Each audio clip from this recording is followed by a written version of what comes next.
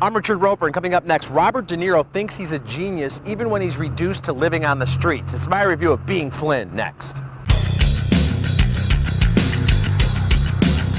You know, it's been more than 3 decades since Robert De Niro established himself as one of our finest actors since Brando. In recent years, I think he's been fockering around too much for my taste, but in Being Flynn, he returns to genius form.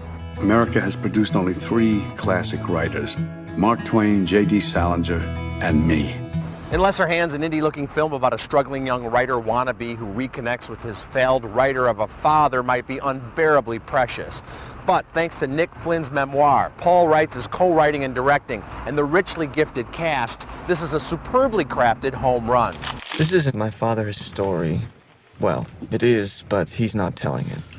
I am.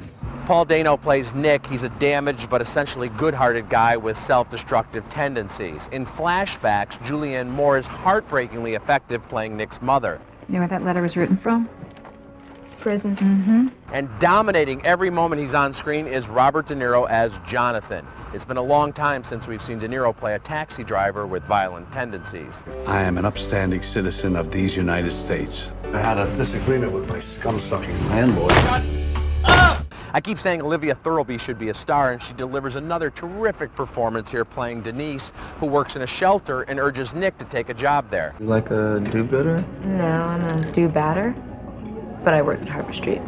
What makes you a do-batter? I bet you'd like to know. Meanwhile, Jonathan is plunging into ever darker waters, eventually winding up at the shelter where Nick works. I'm doing the same thing here as you are, gathering material. This is my life. Life is gathering material. At times, Being Flynn is excruciatingly dark and depressing, but it also leaves room for guarded hope and redemption. De Niro's almost unrecognizable beneath the homeless man's multi-layered armor and the stubble and the despair, but he delivers award-worthy work. Dano has rarely been better. Thirlby is lovely and funny and tough. In a late winter filled with mostly mediocre films, Being Flynn is a reminder of why we respect talented directors and we embrace great acting and writing. I give it an A. I'm Richard Roeper. You can get all my reviews at richardroeper.com and on Reels.